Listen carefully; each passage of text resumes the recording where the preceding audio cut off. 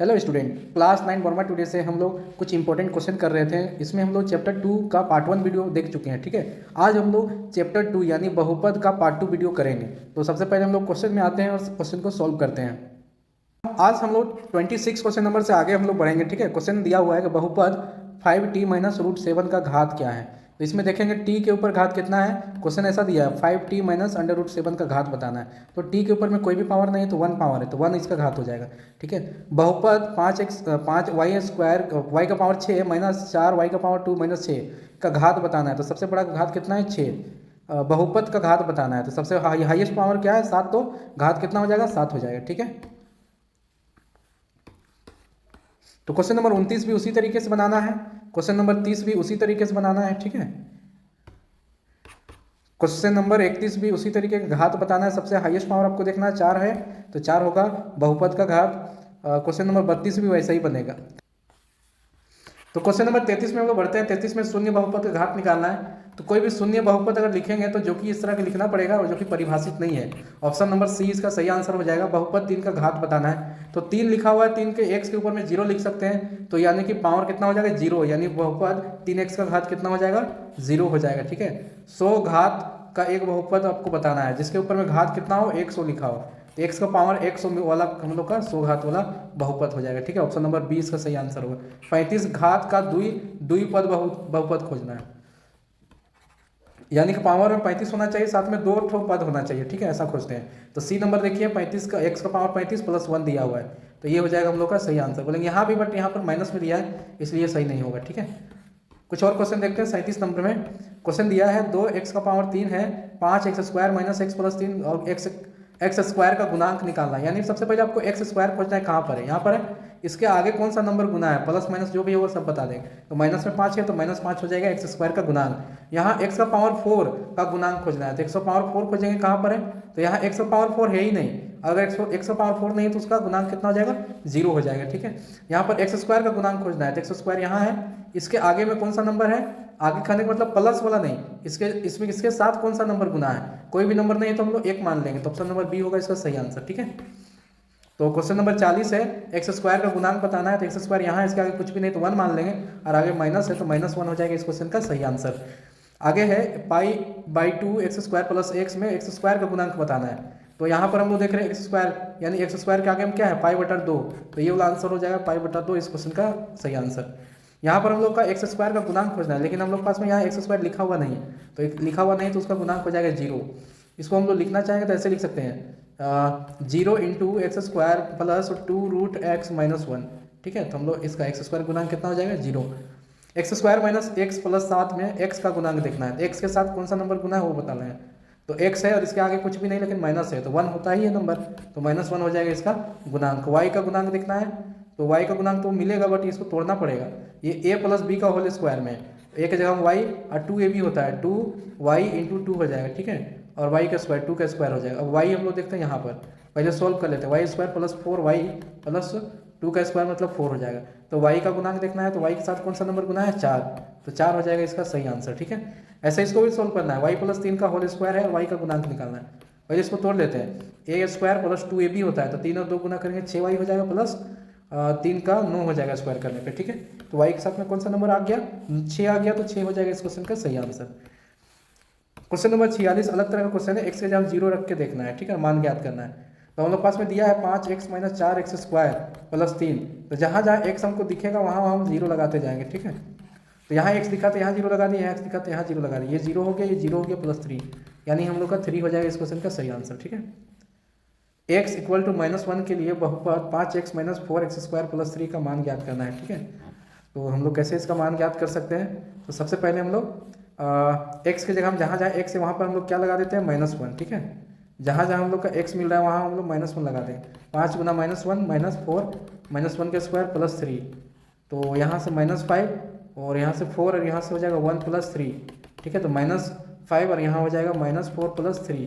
ठीक है, तो -9 प्लस 3 इक्वल टू यहाँ से हो जाएगा -6, तो ये हो जाएगा हम लोग का आंसर। ठीक है, -6 हो जाएगा हम लोग का सही आंसर। तो हम लोग बढ़ते हैं नेक्स्ट क्वेश्चन में। कि x का वैल्यू 2 है और ये वाला मान ज्ञात करना है, x की जगह हम 0 है, x स्क्वायर का मान ज्ञात करना है, y की जगह हमें 1 है और इसका मान ज्ञात करना है। जहाँ जहाँ y मिलेगा वहाँ वहाँ 1 बैठा के हल करेंगे, तो बैठाने पर जो मान आएगा, ठीक है, तो वही हम लोग का इसका हल होगा। तो 51 नंबर तक हो जाएगा, 52 नंबर भी हो जाएगा, ठीक है। 53 नंबर से हम लोग बनाते हैं। 52 नंबर तक ऊपर जैसा बताया वैसे सिमिलर क्वेश्चन है, तो आपको खुद ही ट्राई करना है, ठीक है। तो पी एक्स बराबर एक्स माइनस 1, तो पी एक्स बराबर 0 का मान ज्ञात करना है। तो ये भी आसान है, पी की जगह हम बस 0 लिखने के लिए बोल रहा है, ठीक है। एक्स है तो एक्स की जगह हम 0 माइनस 1, तो माइनस 1 हो गया आंसर इस क्वेश्चन का, ठीक है। इस क्वेश्चन का आंसर -1। इसी तरह पी -1 रखना है, यानी जहाँ जहाँ एक्स होगा उसकी जगह हम क्या रखना है, -1 रखना है, ठीक है। जहाँ जहाँ एक्स मिलेगा वहाँ पर हम लोग को -1 रखना है।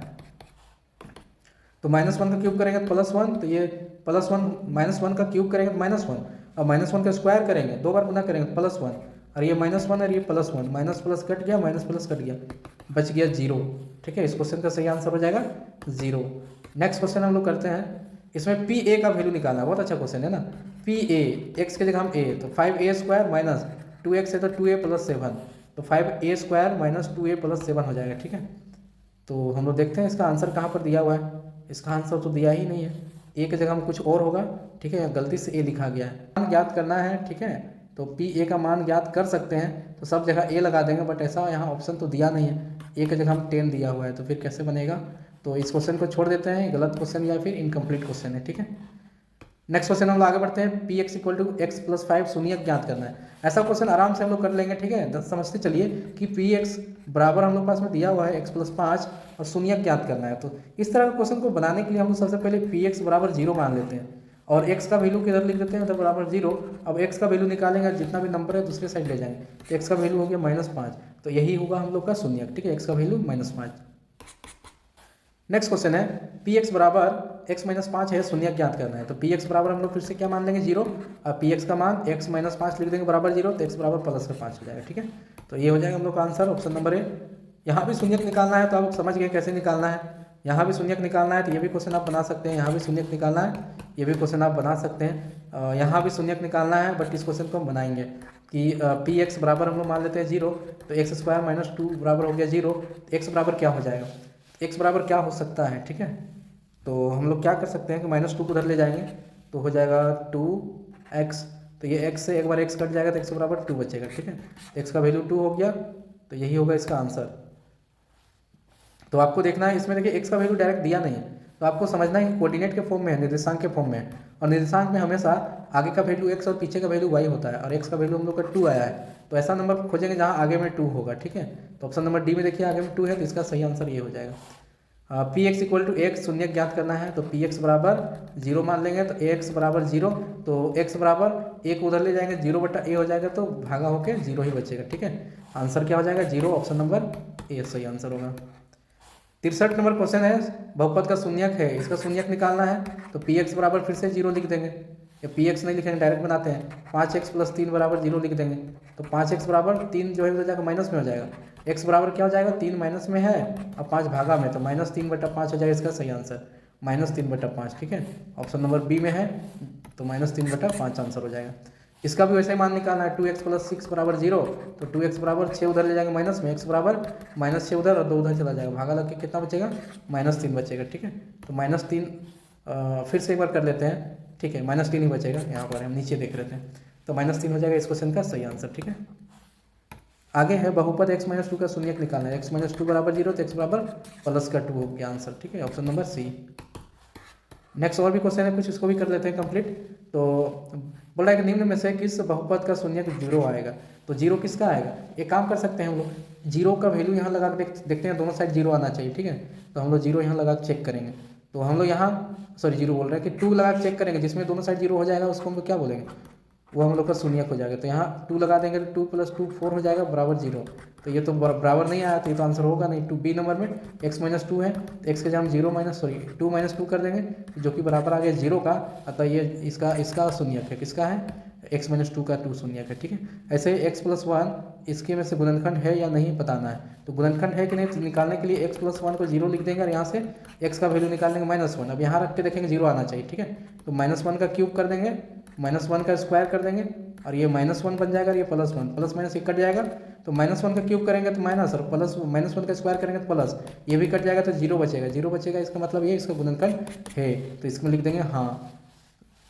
अगला क्वेश्चन है और लास्ट क्वेश्चन है इस पेज का, फिर हम लोग एक और पेज बचा हुआ उसको भी करेंगे नेक्स्ट वीडियो में, ठीक है। बहुपद का गुणनखंड याद करना है। अब यहाँ से हम लोग का थोड़ा सा हार्ड क्वेश्चन चालू होता है, तो इसको हम लोग कैसे सॉल्व करते हैं इसको हम लोग पहले अच्छे से समझ लेते हैं, ठीक है। तो क्वेश्चन को बड़ा कर लेते हैं ताकि अच्छा से दिखे। ये जो क्वेश्चन है 6x² + 17x + 5, तो सबसे पहले 5 और 6 को गुना करना पड़ेगा, ठीक है। तो 5 और 6 को गुना करेंगे तो 5 6 30 हो जाएगा। अब 30 को कुछ ऐसे तोड़ना है कि इसको प्लस लगा हुआ है यहाँ पर, तो जोड़ने पे बीच वाला नंबर यानी 17 आना चाहिए और गुना करने पे यही जो अभी है वो आना चाहिए। तो जब इसको 2 का पहाड़ हम 15 बार में तोड़ दिए तो 15 और 2 का अगर जोड़ देंगे तो 17 आ जाएगा और गुना करेंगे तो 30 भी आ जाएगा, नहीं तो प्लस में 17 चाहिए, दोनों को प्लस में लिखना होगा। तो इसको तोड़ देते हैं, x² 6x² + 17 को लिखते हैं 15x + 2x, तो 17x हो जाएगा और इधर प्लस में 5 है, ठीक है।